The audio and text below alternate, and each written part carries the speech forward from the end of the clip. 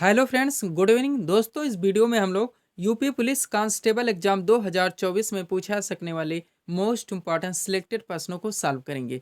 दोस्तों, आपके एग्जाम्स में जितने भी टॉपिक से क्वेश्चंस पूछे जाने हैं, उन सभी टॉपिक्स को कलेक्ट करके ए टू जेड एक एक क्वेश्चन व एक एक फैक्ट चुन चुन के डाला गया है।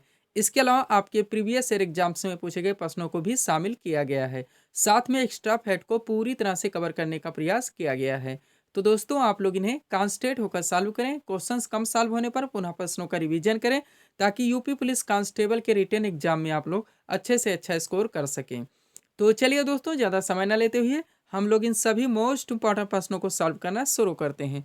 दोस्तों, क्वेश्चन नंबर 1 है हमारा, उत्तर प्रदेश में आयोजित राष्ट्रीय जलवायु सम्मेलन 2023 का शुभारंभ किसने किया। करंट का मोस्ट इंपॉर्टेंट क्वेश्चन है दोस्तों, बिल्कुल आपके ट्रेंड में है।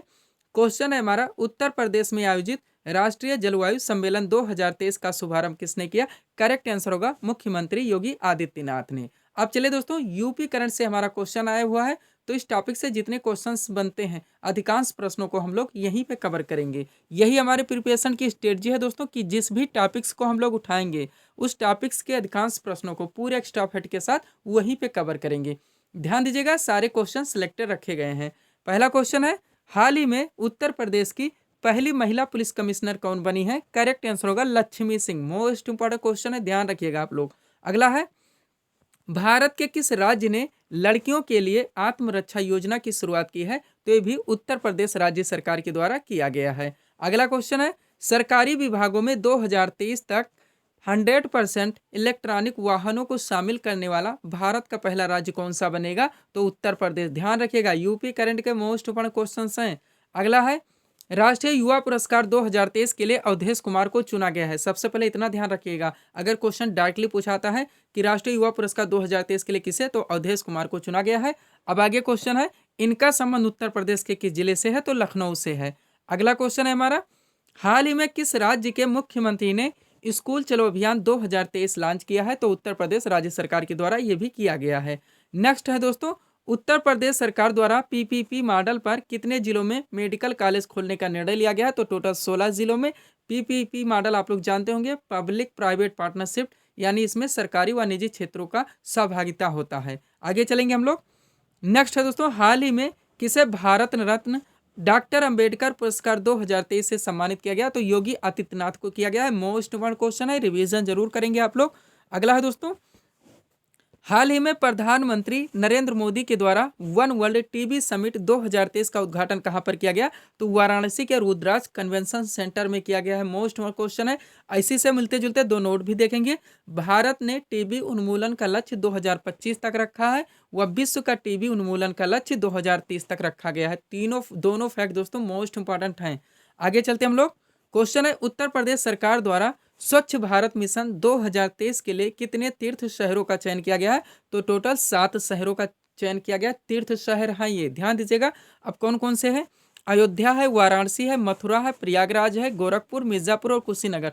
शहरों के नाम जरूर ध्यान रखेंगे। क्वेश्चन अगर दोस्तों कूट में दे दिया गया या नहीं बताने के लिए दिया गया कि निम्न में से कौन सा दोस्तों तीर्थ शहर नहीं है जिसे स्वच्छ भारत मिशन 2023 में चुना गया है, तब ऐसे में आप लोग क्वेश्चंस को सॉल्व नहीं कर पाएंगे अगर शहरों के नाम याद नहीं रखते हैं।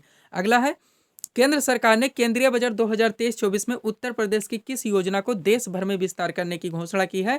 तो एक जिला एक उत्पाद योजना है। अब ये क्वेश्चन भी डायरेक्टली पूछा सकता है कि एक जिला एक उत्पाद योजना किस राज्य से संबंधित है। नेक्स्ट है दोस्तों, 2023 में कितने लोगों को पद्म पुरस्कार से सम्मानित किया गया है। तो टोटल 106 लोगों को। कितना, 106 लोगों को। पद्म विभूषण से दोस्तों 6 लोगों को, पद्म भूषण से 6 लोगों को और पद्मश्री से 91 लोगों को। ये भी फैक्ट आप लोग ध्यान रखेंगे अगर अलग अलग से क्वेश्चन पूछा जाता है। चलेंगे दोस्तों हम लोग नेक्स्ट क्वेश्चन की ओर। अगला क्वेश्चन है हमारा, हाल ही में उत्तर प्रदेश सरकार ने किन धार्मिक स्थलों को जोड़ने के लिए वंदे भारत मेट्रो चलाने का निर्णय लिया है। तो प्रयागराज, अयोध्या और वाराणसी को जोड़ने के लिए। ध्यान रखेंगे, यूपी करंट का मोस्ट इंपॉर्टेंट क्वेश्चन है।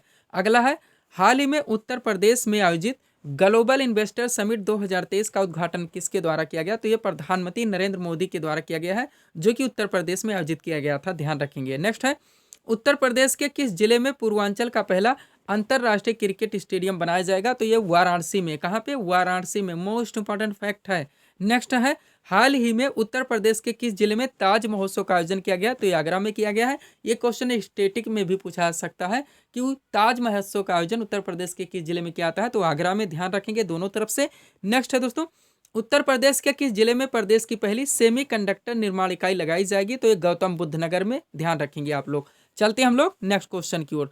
दोस्तों, प्रिपरेशन आप लोग कहीं से भी करें, ऑनलाइन करें या फिर ऑफलाइन करें, आपके सिलेबस में जितने टॉपिक मेंशन किए हुए हैं, जहां जहां से क्वेश्चंस पूछे जाने हैं, उन सभी को पूरी तरह से कवर करने का प्रयास करें। अभी भी समय है, और हो सके तो आप अपना पाठ्यक्रम दोस्तों नोट डाउन करके रख लें, और जब आप प्रिपरेशन करें अपना दोस्तों, तो देखें कि वो सारे टॉपिक्स जहां जहां से हमारे एग्जाम्स में क्वेश्चंस पूछे जाने, हमारे पूरी तरह से कवर हो रहे नहीं हो रहे, एक्स्ट्रा फैक्ट पूरी तरह से कवर हो रहा है नहीं हो रहा। अगर नहीं हो रहा है दोस्तों, तो अभी समय है, प्रिपरेशन में अपने दोस्तों गंभीरता बरतने का प्रयास करें। काफ़ी इंतजार के बाद में वैकेंसी आई हुई है, वैकेंसी काफ़ी अच्छी खासी है, अब इसको ऐसे ही हाथ से अपने ना जाने दें। अगला क्वेश्चन है, उत्तर प्रदेश के किस जिले में पहला अमृत सरोवर बना है? तो रामपुर पटवई में है। एग्जैक्ट लोकेशन भी डाल दिया है पटवई, अगर ऑप्शन में दिया था है तो भी दोस्तों आप लोग ध्यान रखेंगे। नेक्स्ट है, उत्तर प्रदेश का पहला आदिवासी संग्रहालय किस जिले में बनाया जा रहा है? तो बलरामपुर में। कहाँ पे? बलरामपुर में। थोड़ा सा नोट देखेंगे इसका, यह संग्रहालय थारू जनजाति से संबंधित है। क्वेश्चन को अगर घुमा के पूछा था तो ध्यान रखेंगे कि आदिवासी संग्रहालय जो बलरामपुर में बनाया जा रहा है, ये थारू जनजाति से संबंधित है। इसमें थारू जनजाति के बारे में समस्त जानकारी होगी। अगला क्वेश्चन है, उत्तर प्रदेश में आयोजित राष्ट्रीय जलवायु सम्मेलन 2023 का शुभारंभ किसने किया? सुपर क्वेश्चन है, योगी आदित्यनाथ के द्वारा किया गया है। नेक्स्ट है दोस्तों, और इस सीरीज का लास्ट क्वेश्चन है जो कि यूपी करंट का था। उत्तर प्रदेश के किस जिले में विश्व का पहला गिद्ध संरक्षण केंद्र का निर्माण किया गया है? तो महाराजगंज में। कहाँ पे? महाराजगंज में। आगे चलते हैं दोस्तों हम लोग नेक्स्ट क्वेश्चन की ओर। उससे पहले थोड़ा सा हम लोग पीडीएफ के बारे में बात करेंगे। ध्यान दीजिएगा दोस्तों, यहाँ पे हम लोग केवल यूपी पुलिस कांस्टेबल के बारे में ही बात करेंगे, क्योंकि जिसका हम लोग यहाँ पे प्रिपरेशन कर रहे हैं। इसमें जो आपका पाठ्यक्रम दोस्तों जीके जीएस, आपका जनरल साइंस भी शामिल है, करंट अफेयर्स, पुलिस व्यवस्था से संबंधित सामान्य सचेतता के क्वेश्चंस, आपका पूरा यूपी स्पेशल व सामान्य हिंदी, इनके पूरे पाठ्यक्रम को टोटल 40 पीडीएफ के जरिए कंप्लीट किया जा रहा है। पेड फीस 100 रुपीज़ रखी गई, और व्हाट्सअप नंबर आप लोगों के सामने है, जहाँ पे आप लोग मैसेज कर पीडीएफ ले सकते हैं, या पीडीएफ से संबंधित जानकारी के लिए आप इस पर कॉल करके दोस्तों बात भी कर सकते हैं। कम से कम समय में पूरी तरह से दोस्तों आपके प्रिपरेशन को ये करवा सकता है, इसमें इतना दमखम लगा दिया गया है। बाकी आपका एसएससी जीडी, बिहार एसएससी व यूपी पीएससी का भी पीडीएफ लगा हुआ है। चलते हम लोग नेक्स्ट क्वेश्चन की ओर। अगला क्वेश्चन क्या है दोस्तों? बमरौली हवाई अड्डा। क्वेश्चन पे ध्यान देंगे। बमरौली हवाई अड्डा उत्तर प्रदेश के किस जिले में स्थित है? करेक्ट आंसर होगा प्रयागराज में। कहाँ पे स्थित है? प्रयागराज में स्थित है। यानी कि दोस्तों अब यह हमारा क्वेश्चन यूपी जीके से आया हुआ। कहाँ से? हम लोग करंट के वहाँ पे सॉल्व किए थे, अब यहाँ पे जीके का क्वेश्चन आया है। तो सबसे पहले हम लोगों ने क्वेश्चन देखा, उनका आंसर दिया। अब इस टॉपिक से यानी यूपी जीके के जितने मोस्ट इंपोर्टेंट प्रश्न बनते हैं, अधिकांश प्रश्नों को हम लोग यहाँ पे कवर करेंगे। ध्यान दीजिएगा, सारे क्वेश्चन सिलेक्टेड हैं। पहला है, चकेरी हवाई अड्डा उत्तर प्रदेश के किस जिले में स्थित है? तो कानपुर में स्थित है। कहाँ पे? कानपुर में। अब थोड़ा सा नोट देख लीजिएगा, बाबतपुर हवाई अड्डा जो कि वाराणसी में स्थित है। सबसे पहले क्रम से देखिएगा, बाबतपुर अगर डायरेक्टली पूछा था हवाई अड्डा कहाँ पर स्थित है, तो वाराणसी में, और वर्तमान में इसका नाम चेंज कर दिया गया, तो बदल कर क्या रखा गया है? लाल बहादुर शास्त्री हवाई अड्डा, ये भी ध्यान रखेंगे, जो कि वाराणसी में स्थित है। पहले इसका नाम बाबतपुर हवाई अड्डा था। चकेरी हवाई अड्डा कानपुर में स्थित है। ध्यान रखेंगे, रिवीजन इसलिए मोस्ट इंपॉर्टेंट हो जाता है क्योंकि क्वेश्चन कैसे भी घुमा के पूछा सकते हैं, और एग्जाम में दोस्तों थोड़ा बहुत तो अपना भी दोस्तों आप लोग जानते हैं, थोड़ा बहुत मानसिक तनाव भी होता है, इसलिए हम पीडीएफ के बारे में बात करते हैं। पीडीएफ जो लोग ले रहे हैं, मैं ये कहना चाहूँगा कि कोशिश करके उनका प्रिंट आउट निकलवाएं और पंच करें, उसके बाद अंडरलाइन लगा के स्टडी करें, पुनः एक बार रिवीजन जरूर करें। कम से कम समय में बिना इधर उधर भटके एक अच्छी प्रिपरेशन आप लोगों की कंप्लीट हो जाती है। आगे चलते हम लोग। हिंदू मुस्लिम एकता का प्रतीक सुलह कुल उत्सव बार बार पूछा था, प्रदेश में कहाँ पर मनाया था? तो आगरा में। ये क्वेश्चन भी डायरेक्टली पूछा था कि सुलह कुल उत्सव प्रदेश के किस जिले में आयोजित किया था? तो आगरा में। नेक्स्ट है दोस्तों, सैयद सालार मेला उत्तर प्रदेश के किस जिले में आयोजित होता है? बहराइच में। आर्ट एंड कल्चर के क्वेश्चन को हम लोग कवर कर रहे हैं यहाँ पे। नेक्स्ट है, देवा शरीफ मेला उत्तर प्रदेश के किस जिले में आयोजित होता है? तो ये बाराबंकी में। आपके सिलेबस का दोस्तों फेवरेट टॉपिक है ये आर्ट एंड कल्चर, ध्यान रखिएगा। नेक्स्ट है, उत्तर प्रदेश की गोविंद सागर परियोजना को अन्य किस नाम से जाना जाता है? तो रिहंदबाद परियोजना के नाम से जाना जाता है। नेक्स्ट है, स्टैटिक जीके का फेवरेट क्वेश्चन, उत्तर प्रदेश में किसान बही योजना कब लागू की गई थी? तो 1992 में। अगला है, केंद्रीय बकरी अनुसंधान केंद्र उत्तर प्रदेश में कहाँ पर अवस्थित है? तो मथुरा में।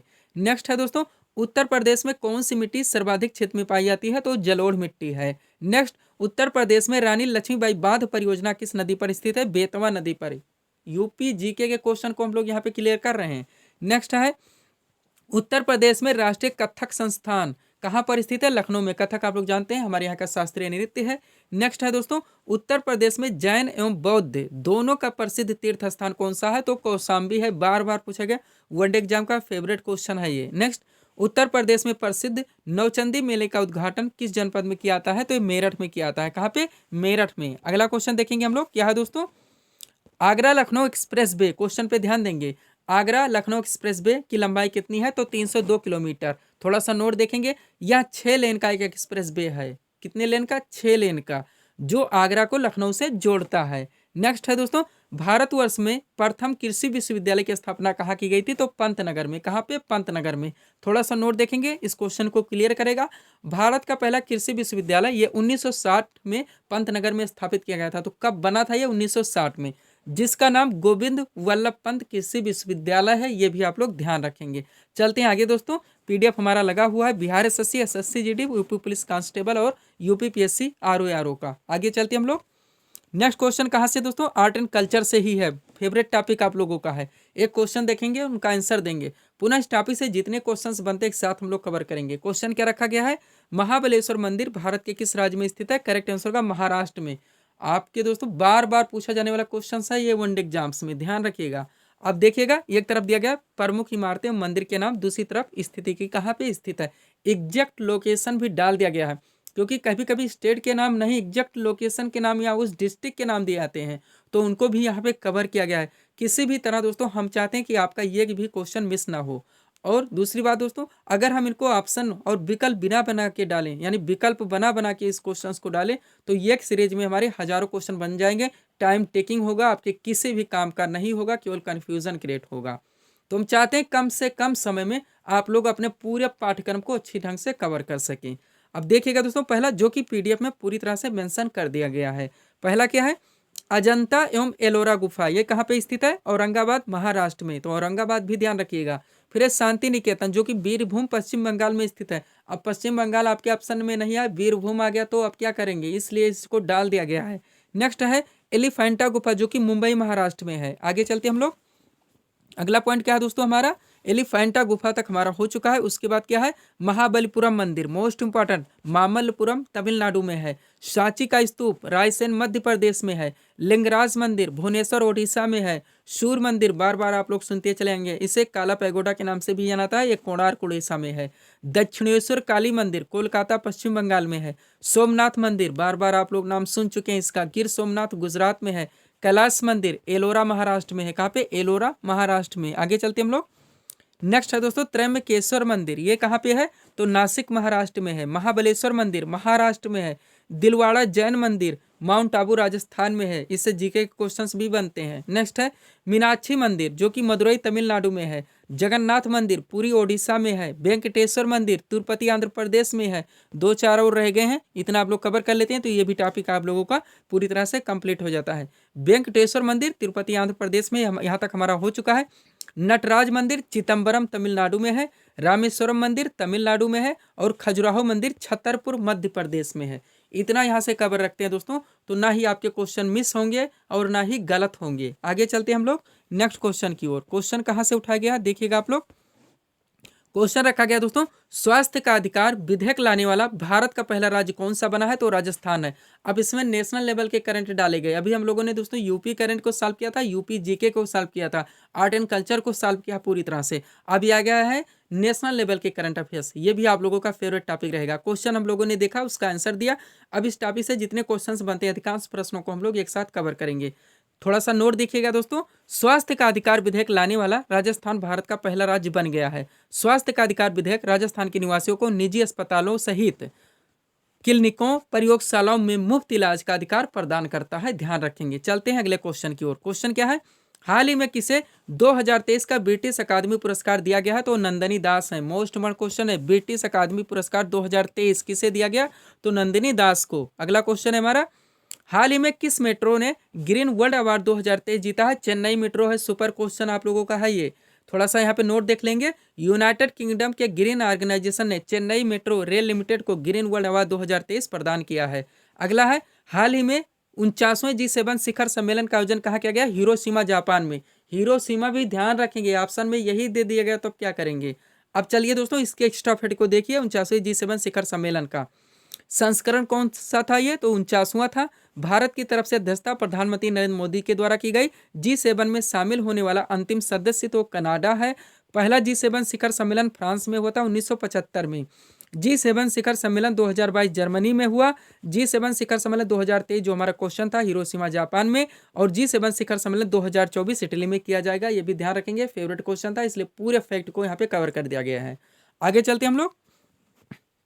क्वेश्चन क्या है दोस्तों? वर्ल्ड हैप्पीनेस इंडेक्स 2023 यानी कि विश्व प्रसन्नता रिपोर्ट 2023 में भारत किस स्थान पर है? तो 126वें स्थान पर। किस स्थान पर?